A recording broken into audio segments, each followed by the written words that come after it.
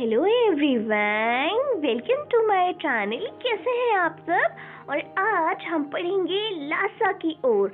ये जो कहानी है ये राहुल संकृतियन द्वारा लिखी गई थी और इसमें जो हमारे लेखक राहुल हैं उन्होंने अपना ट्रैवल एक्सपीरियंस हमसे साझा किया है। जो राहुल थे वो लासा घूमने गए थे, जो तिब्बत में एक जगह है और ये बहुत ही खूबसूरत जगह है। तो इस कहानी में उन्होंने हमें बताया है कि उन्हें लासा कैसा लगा, वहाँ के लोग कैसे थे, वहाँ का रहन सहन कैसा था, वहाँ का क्लाइमेट कैसा था, टेम्परेचर कैसा था, लोगों का रिलीजन क्या था। तो और भी बहुत सारी यादें हैं जो वो लासा से जुड़ी हैं जब वो लासा घूमने गए थे, ट्रैवल उन्होंने किया था। तो ये पूरी कहानी में उन्होंने ट्रैवल एक्सपीरियंस के बारे में हमें बताया है। तो जो लेखक है राहुल, जो हमारे लेखक हैं, उन्होंने इस कहानी में बहुत ही खूबसूरत तरीके से तिब्बत यात्रा, यानी लासा जो है वो तिब्बत में है, चाइना में। तो पहली उन्होंने यात्रा करी थी तिब्बत यात्रा, तो उसका बहुत ही शानदार ढंग से उन्होंने इस कहानी में हमें बताया है। तो लेखक ने जो यात्रा करी थी तिब्बत यात्रा लासा की ओर, वो करी थी 1929 और 1930 के बीच में। और लेखक ने ये नेपाल के रास्ते से की थी।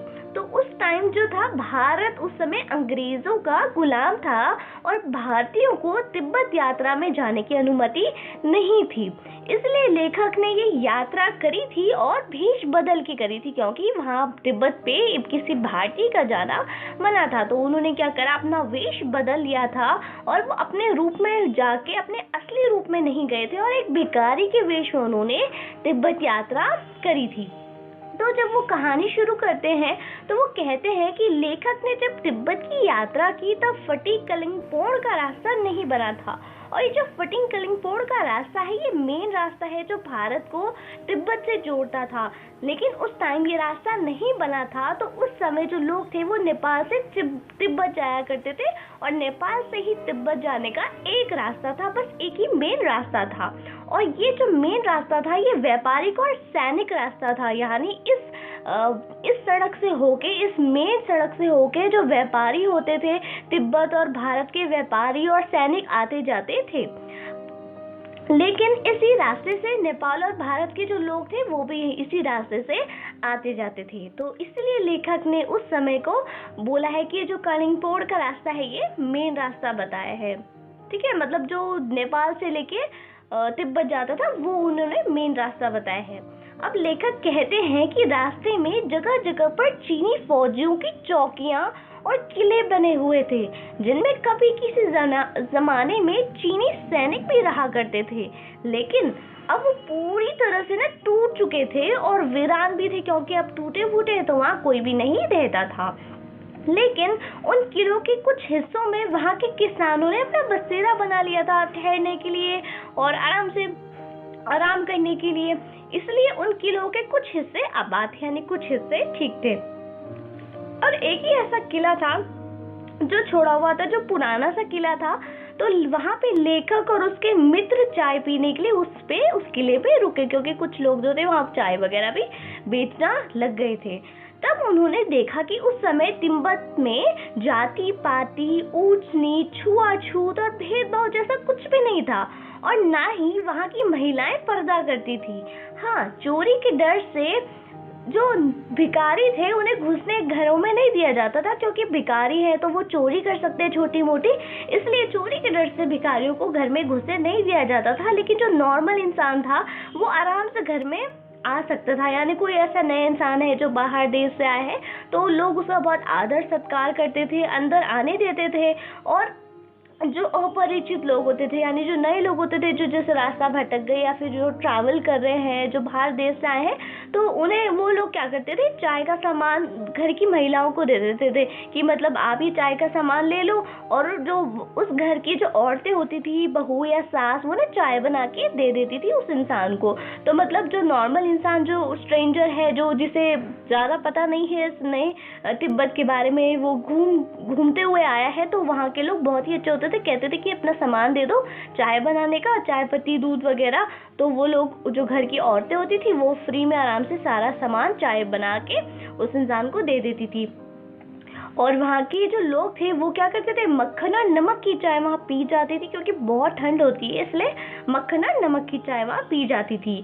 तो जो चीनी किले से चाय पीने के बाद जब वो आगे बढ़ने लगे तो एक व्यक्ति ने उनसे परमिशन लेटर मांगा, अंदर जाने के लिए प्रवेश पत्र, एक लेटर होता है वो मांगा, कि उन चिटों को, मतलब उन लेटर को दिखा के जो गांव का एक पुल पारने की अनुमति मिलती थी। आगे अगर आपको पुल पार करना है तो एक चिट होती थी कि हाँ भाई आपको परमिशन है यहाँ जाने की, वो दिखाना होता था। तो उन लोगों ने दिखा दी और पुल पार करने के बाद वो थोडला के पहले पड़ने वाले आखिरी गांव में पहुंच गए। तो थोडला एक जगह है, तो उस जगह पे वो एक आखिरी गांव पे पहुंच गए। ठीक है, तो ये लोग बिल्कुल अच्छी जगह तरीके से तिब्बत को घूमना चाहते थे। तो यहाँ सुमति, अब जो हमारे राहुल हैं, जो लेखक हैं, उनके साथ एक और फ्रेंड भी उनके साथ जा रहे थे, जो कि वो थे बौद्ध भिक्षु, जो बुद्धिस्ट वो होते हैं, भिक्षु होते हैं, जो मतलब भिक्षा मांग के काम चलाते हैं, वो भिखारी नहीं होते, जो बुद्धिस्ट मॉन्क होते हैं। ठीक है, कुछ इस तरह के बुद्धिस्ट मॉन्क होते हैं। तो राहुल के साथ वो थे और उनका जो नाम था वो था सुमति। ठीक है, तो वहां पे उनकी थोड़ी सी फ्रेंडशिप हो गई, इसलिए फिर उन लोगों ने दोनों को अच्छी जगह मिल गई। अब क्योंकि वो तो बहुत भिक्षु थे, ठीक है, मॉन्क थे, तो लोगों के बीच में उनकी काफी इज्जत थी। तो जो हमारे राहुल थे, तो ये तो ऑफ कोर्स ये तो भिखारी के वेश में गए थे, लेकिन फिर भी क्योंकि इनकी फ्रेंडशिप सुमति नाम के बौद्ध भिक्षु से हो गई थी, तो उनकी मदद से इनको अच्छी से रहने की जगह मिल गई। लेखक कहते हैं कि 5 साल बाद जब वो इसी रास्ते से वापस लौट रहे थे, तब उन्हें रहने की जगह नहीं मिली थी। यानी एक बार और जो थे ये लोग घूमने आया था जो हमारे लेखक हैं, लेकिन तब इन्हें घूमने की अच्छी जगह, ठहरने की अच्छी जगह नहीं मिली थी। मतलब वो तिब्बत आ चुके हैं 5 साल पहले, लेकिन उन्हें ठहरने की अच्छी जगह नहीं मिली थी और उन्हें सड़ी हुई झोपड़ी में ही ठहरना पड़ा था। और जबकि वो पिछली बार जब आए थे 5 साल पहले, तो वो एक नॉर्मल यात्री के वेश में आए थे, लेकिन फिर भी लोगों ने सोचा कि ये नए इंसान है, चोरी तो नहीं कर लेंगे, या फिर अच्छे लग रहे थे, तो इसलिए लोगों ने उनको नहीं दी जगह रहने के लिए। लेकिन इस बार क्योंकि वो अपने फ्रेंड के साथ थे, जो सुमिति नाम का था, वो मॉन्क थे, ठीक है, बुद्धिस्ट थे, तो लोगों ने सोचा कि हाँ मतलब जान इनके साथ है तो जान पहचान होगी, तो उनके चक्कर में उन्हें एक अच्छी जगह रहने की मिल गई। अब लेखक की यात्रा का अगला लक्ष्य डांडा यानी एक पहाड़ है, ठीक है, जो थोडला पार करना था। ठीक है, जो एक थोडला जो है ना, ये एक बहुत ही बड़ा सा पहाड़ है, जो सबसे कठिन हिस्सा था, क्योंकि जो डांडा तिब्बत में सबसे खतरे की जगह थी। ये डांडे जो तिब्बत यानी तिब्बत में जो पहाड़ था जिसका नाम थोडला था, ये बहुत ही बड़ी खतरनाक जगह थी, क्योंकि ये जगह 1600-1700 फीट की ऊंचाई के ऊपर थी। मतलब इतनी ऊंचाई पे थी, और इसके वजह से ना तो दूर दूर तक कोई गांव था, ना कोई और लोगों के नामो निशान थे। और डाकुओं के छुपने के लिए भी यही सबसे सुरक्षित जगह थी। यानी जब लोग जाते थे इस पहाड़ से गुजर के, अब ऑफ कोर्स जाना तो है ही, जब इधर उधर कहीं ना कहीं जाना तो पड़ेगा, तो इसलिए जो थे डाकू यहाँ छुप जाया करते थे और लोगों को बहुत लूटा पाटी करते थे। और सरकार भी इस तरफ लापरवाह थी, क्योंकि इतनी ठंडी जगह में था, इतनी ऊंची 1600-1700 फीट की जगह पे था, इसलिए यहाँ अक्सर जो थी हत्याएं और लूटपाट हो जाती थी, क्योंकि सरकार सोचती थी छोड़ो इतनी दूर कौन सैनिक रखेगा या कौन यहाँ पे पुलिस रखेगा। इसलिए जो थे लोग भिखारी के वेश में थे, क्योंकि ये लोग तो भिखारी के वेश में तो उन्हें खतरा तो था नहीं कि हमें कोई लूटेगा या हमसे कोई चोरी करेगा, लेकिन मन में डर इसलिए बना हुआ था क्योंकि यहाँ पे बहुत ही ऊंचाई थी। ठीक है, और यहाँ हथियार का कानून भी लागू नहीं होता था, इसलिए लोग अपने सुरक्षा के लिए हथियार रखते थे। यानी हम हथियार भी रख सकते हैं लोग, क्योंकि पता था लोगों को कि यहाँ पे चोर डकैत आते हैं, लेकिन उन्हें उस चीज का खतरा नहीं था, चोरी डकैती का। उन्हें बस खतरा इस बात का था कि ये जो पहाड़ था ये बहुत ही ज्यादा ऊंचाई पे था, चढ़ाई करना बहुत ही ज्यादा मुश्किल था, और उनका अगला पड़ाव जो था लैंडकोर था, जो वहां से लगभग 16-17 मील की दूरी पर था। इसलिए दूसरे दिन उन्होंने, लेखक और उनके दोस्त सुमिति ने डांडे की चढ़ाई घोड़े से की। ठीक है, घोड़े से उन्होंने चढ़ाई करी। पहाड़ के ऊपर पहुंचकर उन्होंने देखा कि दक्षिण पूर्व की ओर बर्फ और हरियाली के नंगे पहाड़ दिखाई दे रहे थे। यानी पूरे इतने ऊंचे ऊंचे पहाड़ जिनमें पूरी बर्फ से वो लदे हुए थे, और उत्तर की ओर कुछ पहाड़ियां दिखाई दे रही थी, वहां पे भी काफी ज्यादा बर्फ थी, और वहां पे स्थानीय देवता का मंदिर भी बहुत खूबसूरत सा बना हुआ था। तो पहाड़ से उतरते समय लेखक का घोड़ा धीरे चलने लगा, जिससे उनका जो दूसरा साथी था वो आगे निकल गया और वो रास्ता भटक गए। ठीक है, वो बाएं रास्ते की और गलत रास्ते मतलब चले गए, मतलब बाएं की तरफ उन्हें मुड़ना था, लेकिन वो बिना मुड़े ही 1.5 मिनट आगे चल दिए। बाद में लोगों से पूछ कर वापस सही रास्ता मिला, जो लांडकोर की तरफ रास्ता जो था वो वापस उन्हें मिला, मगर तब तक काफी देर हो चुकी थी, बहुत ही ज्यादा ये लोग देर हो चुकी थी इन्हें। इससे उनके जो मित्र थे सुमति नाराज हो गए, लेकिन जल्दी उनका जो गुस्सा था वो ठंडा हो गया और वो लटकोर में एक अच्छी जगह पर ठहरे। आखिरकार उन्हें फिर से ठहरने की जगह मिल गई। इसके बाद वो टंडरी के मैदान में पहुंचे, जो पहाड़ों से घिरा एक टापू था, जिसके सामने एक छोटी सी पहाड़ी दिखाई पड़ती थी, जिसका नाम टिहरी समाधि गिरी था। आसपास के गांव में सुमति के बहुत परिचित थे, इसलिए वो उनसे मिलना चाहते थे और उन्हें बोध गया से लाए गंदे कपड़े भी देना चाहते थे। लाए कपड़ों के गंडे भी देना चाहते थे। अच्छा, वो बोध गया गए थे, जो उसके फ्रेंड थे सुमति, वो बोध गया गए थे, जो कि इंडिया में बहुत ज़्यादा फेमस बुद्धिस्ट का स्थल है। वहाँ से वो कुछ गंडे लाए थे, कुछ तावीज़ वगैरह, जो वो अपने फ्रेंड्स को देना चाहते थे एज अ रिस्पेक्ट कि देखो मैं वहाँ से तुम्हारे लिए ये लेके आया हूँ, पवित्र एक निशानी होता है। लेकिन लेखक ने उन्हें मना कर दिया और लासा पहुँचकर उन्हें पैसे देने का वादा किया। उन्हें शायद पैसों की भी ज़रूरत होगी, तो उन्हें कहा मुझसे तुम ले लेना। इस बात पर सुमति मान गए और उन्होंने आगे बढ़ना शुरू करा, यानी लेखक के कहने पर सुमति अपने फ्रेंड से मिलने नहीं गए।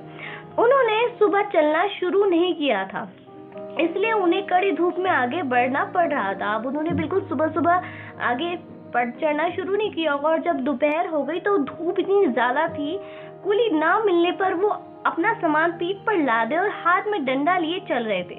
सुमति यहाँ एक और यजमान से मिलना चाहते थे, यानी सुमति यहाँ एक और इंसान से मिलना चाहते थे, इसलिए उन्होंने बहाना करके टोकन विहार की ओर चलने को कहा। तिब्बत की जमीन छोटे बड़े जागीरदारों के हाथों में बटी थी। इन जागीरों का बड़ा हिस्सा बौद्ध मठों में भी जाता था ना, यानी वहाँ पे एक ऐसा सिस्टम था कि अगर लोगों के पास बहुत सारी जमीनें हैं, बहुत जायदाद है, सपोज मेरे पास बहुत सारा जायदाद है तिब्बत में, तो मेरा जो थोड़े जमीन का हिस्सा मुझे बौद्ध मठों में भी देना पड़ेगा। यानी अगर उस जमीन से मैं कुछ कमा रही हूँ तो वो मुझे बौद्ध मठ में देना पड़ेगा, या तो फिर वो जमीन का थोड़ा सा हिस्सा मुझे बौद्ध मठ में देना पड़ेगा, दान देना पड़ेगा, ताकि वहाँ के लोग जो है वहाँ उस मठों में रह सके। क्योंकि मठों में ज्यादातर वैसे लोग रहते हैं जो मॉन्क बन जाते हैं, वहाँ पे रहते हैं, तो उन्हें बहुत बड़े एरिया की जरूरत होती है, कमरे बनाए जाते हैं वहाँ रहने के लिए, तो इसलिए थोड़ा से जो जमीन है वो दान देनी पड़ती है। जिनके पास बहुत जमीन होती है, खेती होती है, तो थोड़ा खेती देनी पड़ती है, पैसे से मदद करनी पड़ती है। अपने अपने जागीर में हर जागीरदार कुछ खेती भी खुद करते थे, जिनके लिए मजदूर उन्हें बगार में मिल जाते थे।